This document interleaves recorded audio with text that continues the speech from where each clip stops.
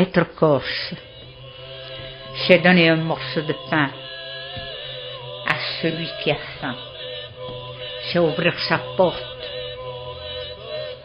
C'est demander à celui qui souffre: chi t'ha? Di chi t'ha bisogno? T'ho vrito. T'ha fame. Aimer les siens. Aimer ses ancêtres. Aimer sa terre, mais l'aimer de ses tripes.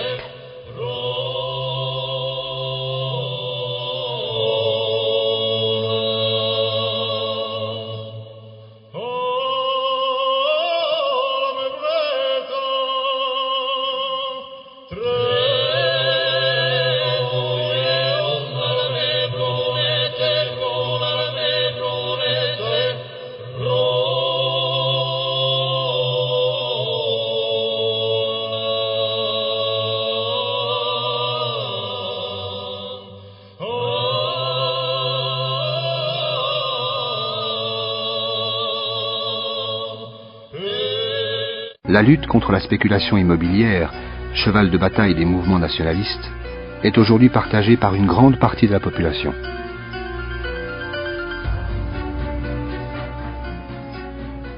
Je suis nationaliste et je le revendique haut et fort. Mon équipe ne l'est pas. Il y a des gens de sensibilité nationaliste dans mon conseil municipal. Il y a des gens qui ne le sont pas. Mais ce qui nous a unis, c'est justement cette même conception du village.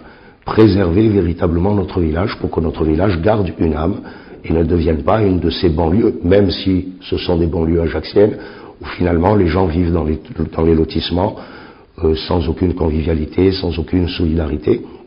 Je crois que cette prise de conscience dépasse aujourd'hui les seuls nationalistes et que ceux qui ont essayé à un moment donné de convaincre pendant des années, s'ils sont sérieux, s'ils ont montré à la limite, j'allais dire, leur qualité de travail, de persévérance, recueillent aujourd'hui les fruits parmi la population, tout simplement.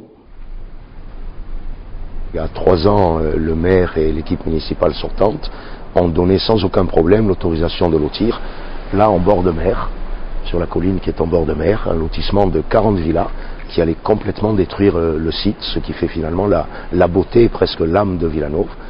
Donc notre équipe, qui était déjà sur le terrain à l'époque, a réagi, a sensibilisé la majorité de la population.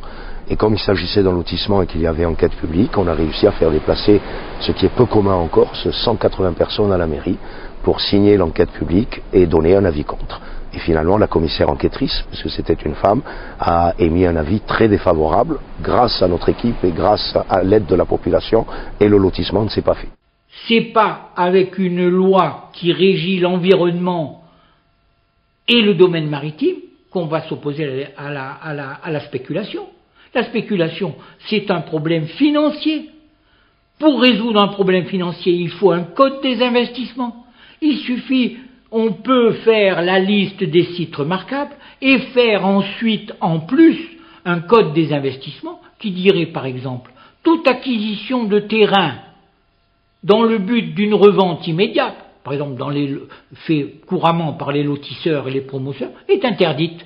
C'est-à-dire que toute acquisition de terrain qui est revendue dans les 15 ans qui suivent paye 200% de taxes sur la valeur du terrain. Moyennant quoi, il n'y aurait aucun risque de spéculation.